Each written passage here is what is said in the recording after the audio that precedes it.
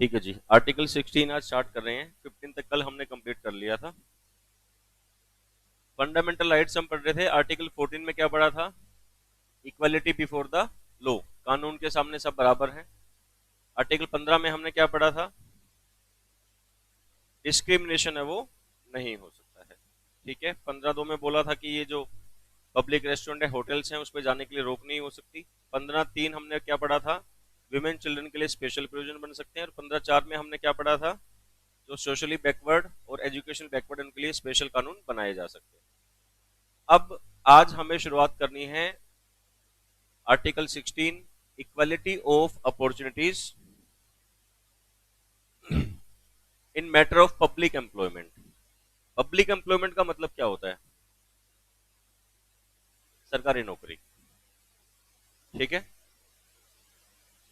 Equality of opportunity ये कह रहा है कि जब कोई सरकारी नौकरी निकलेगी तो सब सिटीजन्स को क्या मिलेगा?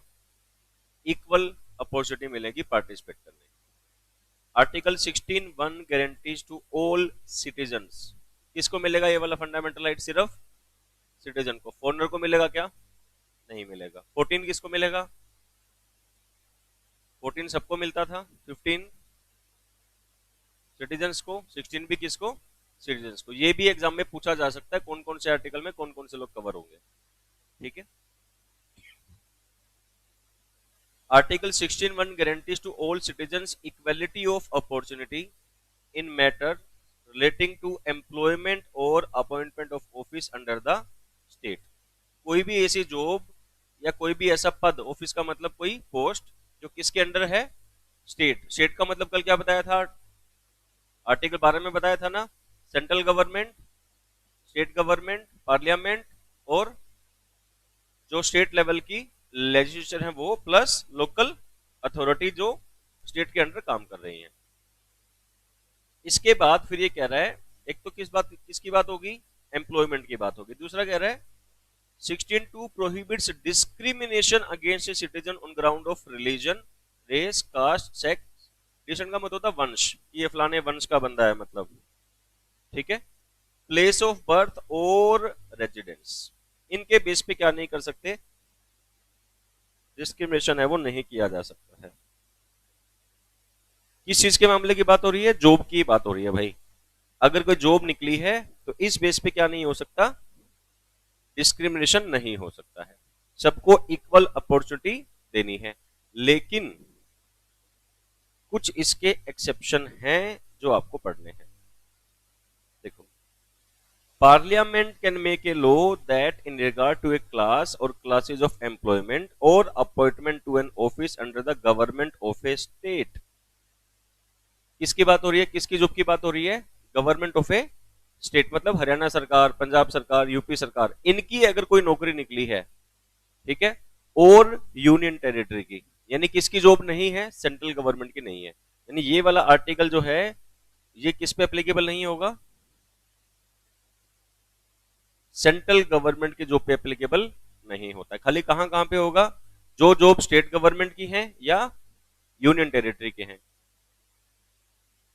अंडर एनी लोकल और other authority within the state और यूनियन टेरिटरी। क्या कह रहा है? देखो, residence within that state और union territory prior to such employment. यानी कुछ जॉब ऐसी हो सकती हैं, जैसे हरियाणा गवर्नमेंट की नौकरी निकली तो उसमें ऐसा रूल बनाया जा सकता है कि सिर्फ हरियाणा के लोग ही अप्लाई कर सकते हैं, चाहे वो सरकारी नौकरी हो। समझ गए? पहले तो क्या कह रहा था? देखो कि प्रोहिबिशन है, डिस्क्रिमिनेशन नहीं होगा रिलीजन के बेस पे, रेस के बेस पे, कास्ट के बेस पे, सेक्स के बेस पे, डिस्टेंस के बेस पे, प्लेस ऑफ बर्थ और रेजिडेंस, इनके बेस पे क्या नहीं हो सकता? डिस्क्रिमिनेशन नहीं हो सकता। जॉब के मामले में जब भी कोई जॉब निकलेगी सरकारी तो सब लोग को बराबर ट्रीटमेंट दिया जाएगा। लेकिन स्पेशल प्रोविजन बनाया गया किस चीज के लिए? अगर कोई गवर्नमेंट ऑफ स्टेट की जॉब है, यूनियन टेरिटरी की जॉब है, किसी लोकल या अदर अथॉरिटी की जॉब है, उस केस में ऐसा हो सकता है कि अगर किसी पर्टिकुलर स्टेट की जॉब है तो बोलेंगे भाई तुम यहीं के रहने वाले बंदे होगे तभी अप्लाई कर सकते हो। फॉर एग्जाम्पल, अपने नाम सुनाओ उत्तर प्रदेश ग्रामीण बैंक, ऐसा सुना होगा हरियाणा ग्रामीण बैंक, ये तो सुना भी होगा, कई जगह देखा भी होगा। तो ऐसा हो सकता है कि जब उत्तर प्रदेश ग्रामीण बैंक की जॉब निकले तो यूपी गवर्नमेंट क्या बोलेगी कि सिर्फ यूपी के रहने वाले लोग ही क्या कर सकते हैं, अप्लाई कर सकते हैं, बाकी इंडिया के लोग अप्लाई नहीं कर सकते, तो ये अलाउड है। समझ गए मैं क्या कह रहा हूं? तो ये प्रोविजन क्या कहता है कि अगर स्टेट लेवल की जॉब निकली है कोई या किसी यूनियन टेरिटरी की है तो क्या कंडीशन हो सकती है? देखो, residence within that state और union territory prior to such employment and appointment shall be an essential qualification. कि भाई अगर तुम स्टेट में रहते हो तभी तुम्हारा एप्लीकेशन होगा, तभी तुम लोग क्या है वो अपॉइंट हो सकते हो, वरना तो नहीं हो सकते। समझे कि नहीं समझे? A provision can be made for the reservation of appointments or post in favor of any backward class of citizen। ऐसा होता है ना कि SC ST के लिए रिजर्वेशन कर दिया, which in the opinion of the state is not adequately represented in the service under the state। ये कह रहा है कि अगर मान लो कोई सर्विस, कोई पोस्ट है और किसी पर्टिकुलर बैकवर्ड क्लास के जो लोग हैं उस जॉब में नहीं है, पहले से वहां रिप्रेजेंट नहीं कर पा रहे, तो क्या किया जा सकता है?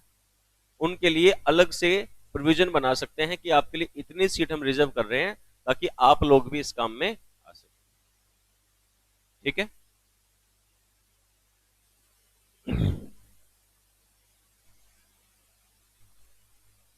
फिर देखो, नथिंग इन दिस आर्टिकल, कौन से आर्टिकल की बात हो रही है? 16 की।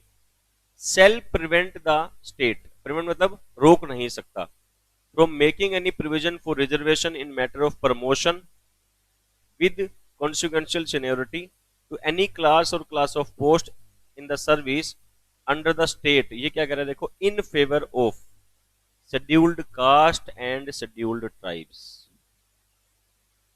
इनके लिए क्या किया जा सकता है? स्पेशल प्रोविजन बनाए जा सकते हैं प्रमोशन के लिए, जॉब के लिए। ठीक है? अगर मान लो आपकी कोई सरकारी नौकरी लगी है और प्रमोशन होना है तो क्या हो सकता है? SC ST लोगों के लिए प्रमोशन में थोड़ी सी ढील दे दे कि भाई इनको तो 10 साल में प्रमोशन मिल जाएगी, दूसरों को 15 साल में मिलेगी, ऐसे प्रोविजन भी बनाए जा सकते हैं। ठीक है?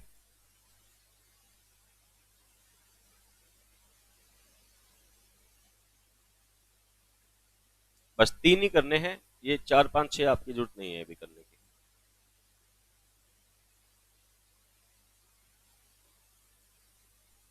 मेन तो आपको बस ये याद करना पड़ेगा, आर्टिकल 16 किस चीज का है?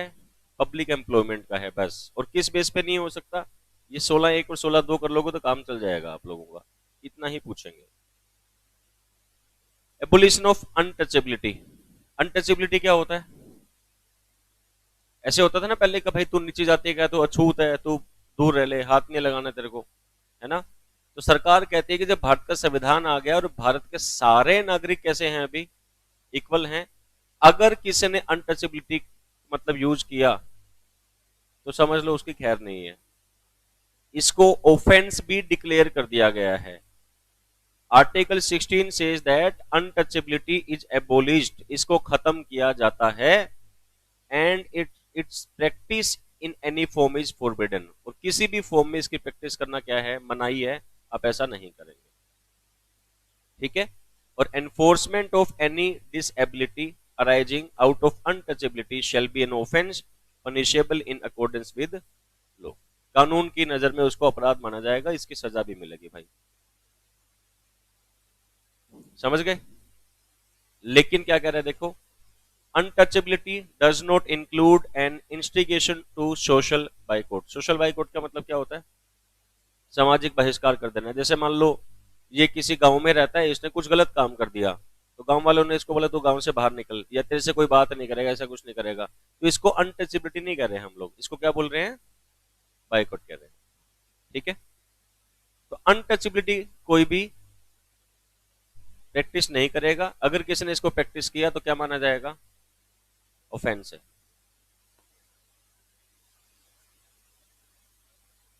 फिर आता है जी एबोलिशन ऑफ टाइटल्स। जब अंग्रेज यहां पे होते थे ना, तो अंग्रेज लोग क्या करते थे? ऐसे बना देते थे, राय बहादुर, किंग, राजा, राज बहादुर, है ना, सर, मतलब कुछ जो उनके फेवरेट लोग होते थे उनको क्या करते थे, स्पेशल एक टाइटल दे दिया, उपाधि दे दी, इससे उनकी थोड़ी चौधर बन जाते थे कि हाँ भाई ये तो ऐसे है। तो जब भारत का संविधान बना, अंग्रेज यहाँ से चले गए, तो ये बोला गया कि भाई तुम्हें जो सर बनाया था, राय बहादुर बनाया था, राज बहादुर बनाया था, किंग बनाया था, वो सारी बातें खत्म। आज के बाद सारे नागरिक कैसे होंगे, इक्वल होंगे, जो आपको स्पेशल प्रिविलेज मिलता था वो नहीं मिलेगा। ठीक है। Article 18 is more A prohibition rather than a fundamental. देखा जाए तो रोक ही है ना ये, और क्या है। British government use to confer, confirm मतलब प्रोवाइड करना, titles upon person who showed special allegiance to them, मतलब जो उनको ऐसा बोलते थे हाँ भी ये अंग्रेजों के थोड़े ज्यादा हितैषी बनते थे, तो उनको क्या मिलते थे, कोई पोस्ट मिल जाती थी ऐसे। Many person were made sir, Raj Bahadur, Rai Bahadur, है ना, किंग, ऐसे बना दिया किसी को। These titles had the effect of creating a class of certain person which was regarded superior to others। वो दूसरों से ऊपर माने जाते थे फिर कि हाँ भाई इसको तो ये पद मिला हुआ है। ठीक है। तो अब ये क्या कहता है, इससे तो अनइक्वालिटी हो रही है कि कुछ तो अप हो गए, कुछ लोग उससे नीचे माने जा रहे हैं। तो बोला भाई ये सारा सिस्टम क्या करो, बंद करो। ये कह रहा है to do away with that practice, article 18 क्या कहता है, no title shall be conferred by the state. अब ये प्रथा खत्म करो कि भाई कोई भी टाइटल सरकार है, वो आज के दिन में भारत में होता है कि ऐसा कि तू राज बहादुर है, तू राय बहादुर है, तू ऐसे है, तू ऐसे, सिस्टम बंद कर दिया। हाँ, सिर्फ ये हो सकता है, मिलिट्री और एकेडमिक डिस्टिंक्शन हो सकता है। ऐसे मिलते हैं ना, वीर चक्र मिल गया, परमवीर चक्र मिल गया, तो ये दे सकते हैं। प्लस एकेडमिक डिस्टिंक्शन, अगर आपने कुछ एकेडमिकली अच्छा किया है तो भी आपको उसके लिए कोई सम्मान है वो दिया जा सकता है। ऐसा नहीं होगा तुम सरकार की चापलूसी कर रहे हो, हाँ भाई तो आज से राय बहादुर है, ऐसा नहीं, ये सिस्टम बंद है। ठीक है। No citizen of India shall accept any title from any state. India का सिटीजन क्या नहीं करेगा, फॉरेन की गवर्नमेंट से भी क्या नहीं करेगा, कोई टाइटल एक्सेप्ट नहीं करेगा। No person who is not a citizen of India shall while he hold any office or trust under the state. मान लो एक ऐसा बंदा जो है तो अमेरिका का, बट उसकी जॉब कहां पे है, इंडिया में है, और स्टेट के अंडर गवर्नमेंट जॉब है, accept without the consent of president any title from any foreign state. अगर उस कोई, देखो इंडिया के सिटीजन को तो साफ साफ क्या कर दिया, मना कर दिया कि भाई तुम क्या नहीं करोगे, तुम तो टाइटल लोगे नहीं। ठीक है। लेकिन अगर कोई फॉरेन का सिटीजन इंडिया में काम कर रहा है तो उस केस में क्या होगा, उसको टाइटल मिल सकता है फॉरेन स्टेट से, लेकिन क्या करना पड़ेगा, पहले प्रेसिडेंट की अप्रूवल आपको लेनी पड़ेगी। ठीक है। No person holding any office of profit और ट्रस्ट अंडर द स्टेट, अगर किसी सरकारी पद पे आप हैं, shall without the consent of the president except any present emolument, emolument मतलब कुछ भी बेनिफिट देना, office any kind of, office of any kind from the और अंडर ए फॉरेन स्टेट। जैसे मान लो आप इंडिया में मिलिट्री में किसी बड़ी पोस्ट पे हैं, वहां पे आपको क्या होता है, चाइना वाले हर महीने 5 करोड़ रुपए भेज रहे हैं आपको। क्यों भेज रहे हैं भाई, बोले हम गिफ्ट दे रहे हैं इसको। तो ऐसा होने से क्या हो सकता है, सिक्योरिटी इशू हो सकता है, नहीं हो सकता, क्या पता भाई वो पैसे खा के कुछ गलत काम कर दे। तो ये बोलते कोई भी पर्सन जो ऑफिस होल्ड करता है इंडिया में, वो बिना प्रेसिडेंट के कंसेंट के किसी तरह का कोई प्रेजेंट या कोई ऐसा जो है वो वहां से एक्सेप्ट नहीं करेगा, ये रोक लगा दी गई है। समझ गए। तो ये हमने आज पढ़ लिए कौन कौन से, 16, 17 और 18। इसके बाद है वेरी वेरी इंपॉर्टेंट, 14 से 18 कौन से थे, राइट टू इक्वालिटी। देखो जितनी भी बातें हमने पढ़ी, टाइटल को खत्म करना, जॉब में इक्वालिटी देना, डिस्क्रिमिनेशन पर रोक लगाना, सब क्या थे, सबका पर्पज क्या है, सबको इक्वल बनाना। अभी बात हो रही है फ्रीडम।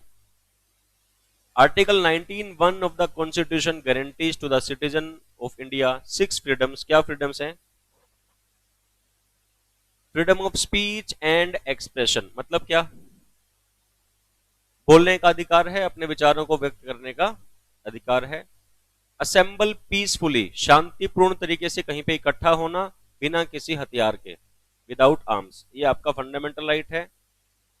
फॉर्म एसोसिएशन और यूनियन और कोऑपरेटिव सोसाइटीज, एक जैसे विचार रखने वाले लोग अपनी यूनियन बना सकते हैं, अपनी सोसाइटी बना सकते हैं। Move freely through out the territory of India, पूरे भारत में आप चाहे जहां चाहें जा सकते हैं। मान लो मैं चाहता हूं कि मैं राजस्थान चला जाऊं घूमने के लिए, तो क्या मेरे को कोई परमिशन लेनी पड़ेगी कहीं से? क्या पूरे इंडिया में कहीं भी जा सकता हूं। Reside and settle in any part of territory of India, मान लो आप जॉब करते हो हिसार में, अब आपको जॉब मिल रही है मान लो महाराष्ट्र में, जा सकते हो क्या? कहीं भी जाके रह सकते हो, कहीं भी सेटल हो सकते हो, फ्रीडम है। और प्रैक्टिस एनी प्रोफेशन, कोई भी काम आप कर सकते हो। और carry on any occupation, trade और बिजनेस, जो बिजनेस चाहे आप करें, आप पे कोई रुकावट नहीं है। लेकिन मैंने आपको ये जितनी भी बातें बताई हैं, कोई भी राइट एब्सोल्यूट राइट नहीं है। एब्सोल्यूट का मतलब क्या होता है? कंप्लीट। हर एक में कोई ना कोई एक्सेप्शन तो आपको मिलेंगी। जैसे मान लो ये यहां पे लिखा, सबसे पहले क्या है?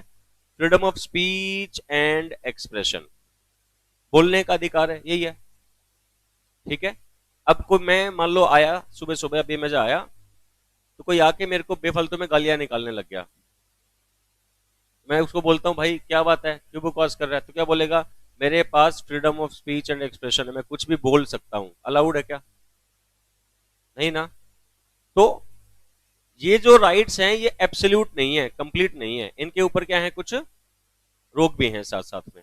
ठीक है, हो सकता है यहां पे दी भी हो, देखो। These freedoms are those great and basic rights which are recognized as the natural right inherent in the status of citizen। यहां से देखो ये वाला करना, at the same time none of these freedom is absolute, कोई भी freedom क्या नहीं है? टोटली कंप्लीट नहीं है,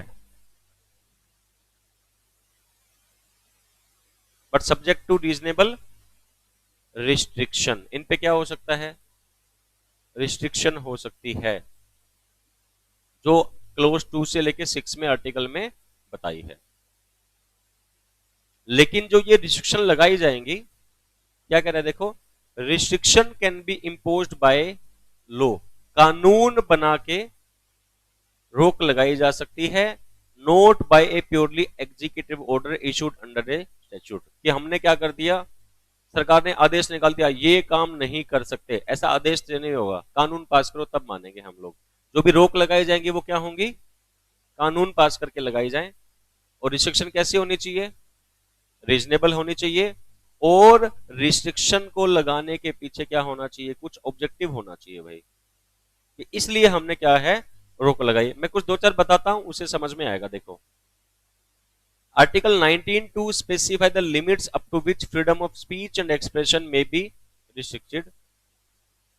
It enable the legislature to impose by law reasonable restriction on the freedom of speech and expression under the following head।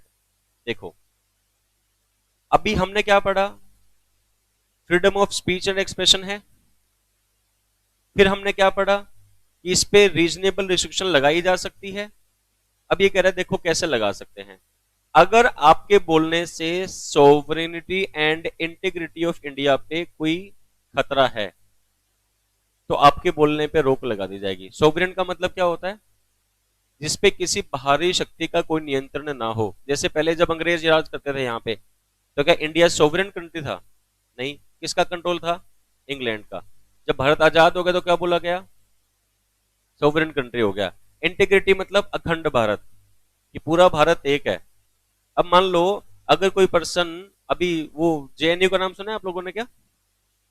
JNU, Jawaharlal Nehru university, Delhi, उधर वो बकवास करते रहते हैं, दिल्ली दिल्ली उठा के झंडे धरने दे दिए, सब पॉलिटिकल सिस्टम है वहां। तो पीछे वो बंदा था, मेरे को नाम तो ध्यान नहीं आ रहा उसका, तो वो कर रहा था भारत तेरे टुकड़े होंगे, भारत तेरे टुकड़े होंगे, फिर पुलिस गई, फिर उसके टुकड़े करे, है ना। तो ये इंटीग्रिटी की बात है ना यहाँ, तो भाई ऐसे थोड़ी चलेगा। ठीक है, सिक्योरिटी ऑफ द स्टेट। आप मान लो मिलिट्री में कोई बड़ी पोस्ट पे है, फेसबुक लाइव आ गए और सब अपने जो भी प्लान्स हैं सब बता दिए, ऐसा हो रहा है, ऐसे करेंगे, वैसे करेंगे, तो क्या freedom of speech and expression है? कुछ भी बोलो। ऐसा थोड़ी कि भाई देश के ऊपर सिक्योरिटी पे तुम खतरा पैदा कर दोगे कुछ बोल के, ऐसी बात आप नहीं कर सकते। Friendly relation with foreign states, अगर किसी दूसरे देश के साथ हमारे अच्छे ताल्लुकात हैं और आप उनको खराब कर रहे हैं तो भी यह बात सही नहीं है, अलाउड नहीं रहेगा। पब्लिक ऑर्डर, पब्लिक ऑर्डर का मतलब क्या? जैसे पीछे वो जाट आंदोलन हुआ था कई साल पहले, याद है क्या? तो उसमें क्या वो रास्ते रोक दिए और वैसे परेशानी कर दी, मान लो आप भी ऐसे लेके, हाँ भाई हम जाट हैं, हम ऐसे कर देंगे, हम दुनिया में आग लगा देंगे, हमारा हक लेके रहेंगे, तो ऐसे कर रहे हो, तो इससे पब्लिक ऑर्डर क्या हो जाएगा? डिसऑर्डर में कन्वर्ट हो जाएगा। तो ऐसा कोई भी काम जिससे समाज में अशांति बने करना अलाउड नहीं है, बोलना अलाउड नहीं है। डिसेंसी और मोरलिटी, जिन चीजों को सही नहीं माना जाता, जैसे मान लो मैं माइक ले लेता हूं और पूरी सड़क पे जाके गालियां निकलता हुआ जा रहा हूं या कुछ भी बकवास करते हुए जा रहा हूं, तो क्या ये मोरली ठीक है? नहीं ना, तो इसको हम क्या नहीं मानेंगे, ये अलाउड नहीं है ये करना भाई। कंटेम्प्ट ऑफ कोर्ट, कोर्ट में गए, वो होता है जज ऑर्डर ऑर्डर ऑर्डर, चुप हो जाओ चुप हो जाओ, ऐसे करता है ना, जब कोई शोर कर रहा होता है, फिल्मों में देखा होगा ना, तो जज आके कहता है ऑर्डर ऑर्डर, तुम कहते हो क्या ऑर्डर ऑर्डर कर रहा है, हम नहीं मानेंगे तेरी बात। हमारे पास क्या है? Freedom of speech and expression है, तो ये क्या माना जाएगा? कंटेम्प्ट ऑफ कोर्ट माना जाएगा, इसके लिए आपको सजा हो सकती है। डिफामेशन होता है निंदा करना, किसी के बारे में कुछ गलत गलत बोलना। ऐसा सुना है, इसने मेरे बारे में गलत बोला, मानहानि का केस कर रहा हूं उसके ऊपर, मेरी इंसल्ट कर दी इसने, तो आप किसी के बारे में ऐसे गलत गलत नहीं बोल सकते हैं। इंसाइटमेंट टू एन ऑफेंस, अपराध के लिए भड़काना। इंसाइटमेंट का मतलब क्या होता है? भड़काऊ भाषण देना, कि हम ऐसे कर देंगे, ये है वे है ना, तो ये सारी चीजें, इन पे रिस्ट्रिक्शन है भाई, इन पे रोक लगाई जा सकती है। समझ में आ रहा है? क्योंकि रीजनेबल लग रहा है क्या? क्योंकि ये होने से क्या होगा, प्रॉब्लम क्रिएट हो रही है, तो ऐसा काम करने के लिए अलाउ नहीं किया जाएगा भाई। ठीक है।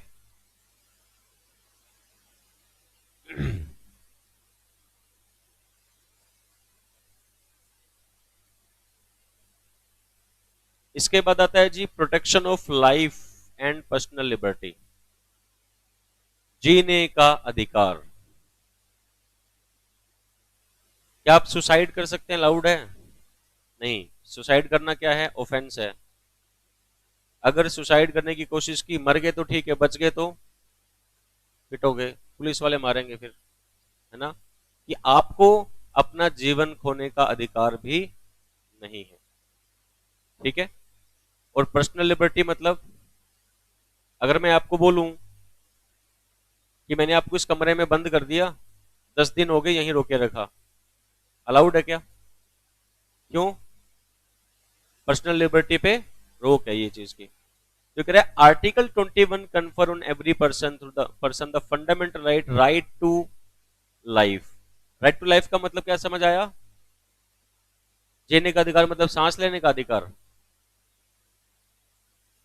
जीने का अधिकार का मतलब होता है जीवन को अच्छे से जीने का अधिकार, जिसमें शादी करने का अधिकार, ठीक है, सोने का अधिकार।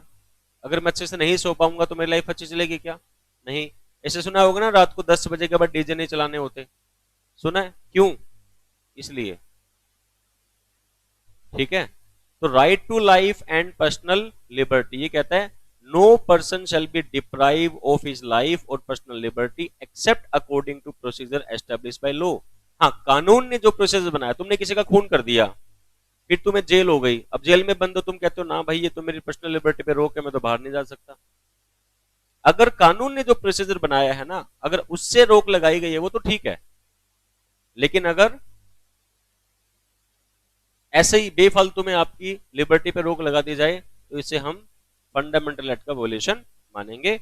और क्या कहता है? Right to life includes those things which make life meaningful. अब लाइफ मीनिंगफुल किससे बनेगी भाई? ये देखो, right to live in freedom from noise pollution is a fundamental right. ठीक है, इसलिए क्या किया गया, 10 बजे के बाद डीजे नहीं चलेंगे भाई। ठीक है। तो यहां पे राइट टू लाइफ में पता नहीं कितने ही सारे राइट्स क्या हो सकते हैं, इंक्लूड हो सकते हैं।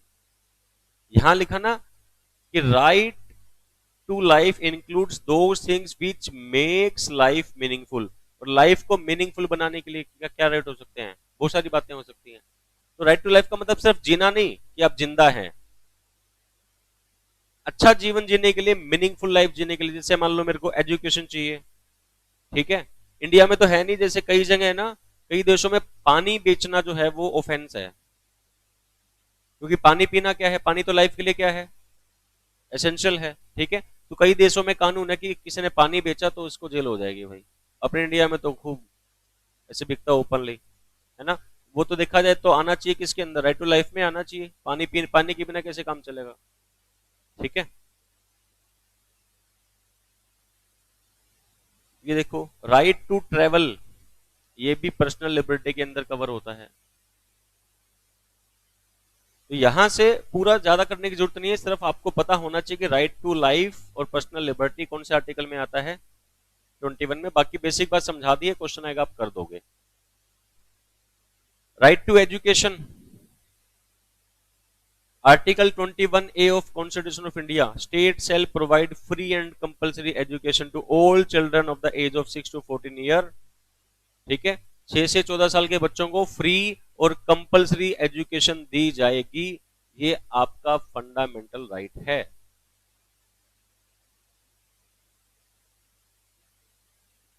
इसलिए सरकारी स्कूल बनाए गए हैं भाई, जाओ फ्री में पढ़ो, आपको पैसे नहीं देने हैं, ठीक है। Protection against arrest and detention in certain cases, अगर आपको अरेस्ट कर लिया गया तो आपके पास क्या क्या फंडामेंटल राइट होंगे उसके बारे में बात हो रही है। देखो, according to article 22 of the constitution of india, no arrested person shall be detained in the custody without being informed of the ground of such arrest। पहली बात, अगर किसी पर्सन को अरेस्ट किया गया, क्या करना पड़ेगा, बताना पड़ेगा कि भाई तुम्हें क्यों अरेस्ट किया है। Without being informed of the ground, ground का मतलब कारण, किस ग्राउंड पे आपको हमने क्या किया। ग्राउंड का मतलब मैदान नहीं है, इस मैदान पे अरेस्ट किया, ग्राउंड का मतलब किस बेस पे आपको अरेस्ट किया गया, ये उसको बताना पड़ेगा, ठीक है। दूसरा, nor shall he be denied to right to consult and to be defended by a legal practitioner of his choice, अपनी मर्जी के वकील से बात कर सकता है, अपनी मर्जी के वकील से केस लड़वा सकता है बंदा। तो जब किसी को अरेस्ट किया जाएगा तो क्या बताया, पहला क्या करना पड़ेगा, ये बताना पड़ेगा कि किस बेस पे उसको अरेस्ट किया गया है। दूसरा, अपनी मर्जी के लॉयर से वो कंसल्ट कर सकता है और डिफेंड करवा सकता है। और अगर किसी को अरेस्ट किया गया, देखो ये क्वेश्चन आएगा पेपर में, every arrested person and who is detained in custody shall be produced before the nearest magistrate within a period of 24 hours of such arrest, excluding the time necessary for the journey from the place of arrest to the court of the magistrate। ये कह रहा है कि 24 घंटे के अंदर अंदर magistrate के सामने पेश करना पड़ेगा अगर किसी पर्सन को अरेस्ट किया गया है तो। समझ गए, करना पड़ेगा, ये ड्यूटी है पुलिस वालों की, नहीं हुआ का क्या मतलब है।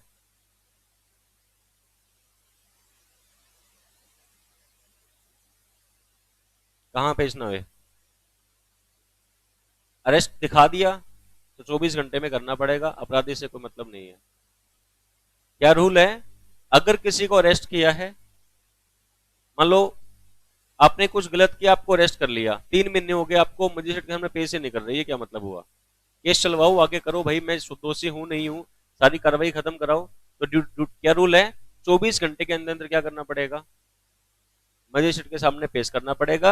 And no such person shall be detained in custody beyond the set period without the authority of a magistrate. हाँ, अगर मजिस्ट्रेट पावर दे दे आपको कि ठीक है 3 दिन बाद ले आना तो चलेगा, नहीं तो रूल क्या है, जिस भी बंदे को अरेस्ट किया 24 घंटे के अंदर अंदर मजिस्ट्रेट के सामने पेश करना ही करना पड़ेगा। लेकिन ये रूल किसके लिए एप्लीकेबल नहीं है, एलियन एनेमी। एलियन कौन होता है, दूसरे देश का नागरिक। एनेमी कौन, जिस कंट्री से हमारा वॉर चल रहा है ऑफिशियली, ठीक है। एंड पर्सन अरेस्टेड और detain under any law providing for preventive detention. अब प्रिवेंटिव डिटेंशन क्या होता है कि मान लो आप कुछ गलत करने जा रहे थे, हमें पता है कि आप गलत करोगे, तो पहले ही आपको क्या कर लिया गया, अरेस्ट कर लिया गया। प्रिवेंटिव मतलब रोक लगाना, डिटेंशन किसी को अपनी कस्टडी में ले लेना। तो आपको कस्टडी में क्यों लिया गया, ताकि उस अपराध पे रोक लगाई जा सके। जैसे मान लो मैं कहता हूं कि मैं 15 जुलाई को एक रैली करूंगा और सरकार को लग रहा है कि उस रैली को करने से कुछ जनता भड़क जाएगी, कुछ ऐसा होने वाला है, तो पहले क्या कर लिया जाएगा, मेरे को अरेस्ट कर लिया जाएगा। तो अरेस्ट करने का पर्पज क्या, मैंने अपराध किया है क्या, नहीं, अपराध को रोकने के लिए मेरे को क्या किया गया, अरेस्ट किया गया। उसको बोलते हैं प्रिवेंटिव डिटेंशन। उस केस में 24 घंटे का रूल एप्लीकेबल नहीं होता है। बस एक लास्ट को करा देता हूं, बाकी फिर बाद में करेंगे। ये राइट अगेंस्ट एक्सप्लॉयटेशन, शोषण के विरुद्ध अधिकार। आर्टिकल 23 क्या कहता है, ट्रैफिक इन ह्यूमन बींग्स। इसका मतलब होता है buying and selling of human beings like goods and services. समझ गए, यानी कि ह्यूमन बींग्स को गुड्स की तरह बेचना और खरीदना। जैसे मैं कहता हूं हाँ भाई ये कितने का, बोला 50,000 का ले जाओ, इसे काम वाम कराए फिर आगे 40,000 का बेच दिया, ठीक है भाई, इंसान है, कोई गुड्स थोड़ी है ये। तो ट्रैफिक इन ह्यूमन बींग्स का मतलब क्या हो गया, ह्यूमन बींग्स को गुड्स की तरह बाय और सेल करना अलाउड नहीं है। बेगार, बेगार का मतलब होता है बिना पैसे दिए काम करवाना। Other similar form of force labour, force labour का मतलब क्या होता है, बंधवा मजदूरी। पैसे तो मिल रहे हैं बट आपकी विल के अगेंस्ट आपसे काम करवाया जा रहा है, ऐसा भी अलाउड नहीं है। ये सब के सब मना है, और अगर किसी ने ऐसा किया तो इसको ऑफेंस माना गया है, उसके लिए सजा भी मिलेगी भाई। 3 बातें बताई, क्या क्या क्या नहीं करा सकते। पहला ट्रैफिक इन ह्यूमन बींग्स, दूसरा बेगार बिना पैसे के काम कराना, और तीसरा फोर्स लेबर मतलब बंधवा मजदूरी, इसे उसकी विल के अगेंस्ट उससे काम करवाना है, अलाउड नहीं है, करवाया तो ऑफेंस माना जाएगा। Further as per article 24 of the constitution of India, no child below the age of 14 year, 14 साल से कम उम्र के बच्चे, क्या कह रहा है, shall be employed to work in any factory or mine or engaged in any other hazardous employment। Factory में, माइन में, या कोई ऐसा काम जिससे उसको नुकसान पहुंच सकता है, ऐसे काम में 14 साल से कम उम्र के बच्चों को काम पे नहीं लगाया जा सकता। ये भी संविधान में लिखा हुआ है। समझ गए। तो ये आर्टिकल 24 तक हमारे हो गए हैं, इसको आप कंप्लीट कर लेना। 25, 26, 27, 28 कुछ है ही नहीं, मतलब ये नाम नाम बता रखे हैं बस। इसके बाद फिर 32 पढ़ेंगे हम लोग। एक बार रिवाइज करके देख लो, जो डाउट है वो पूछो बेटा। जो आज कराया है उसको रीड करो, जहां जहां डाउट आ रहे हैं वो क्लियर करो।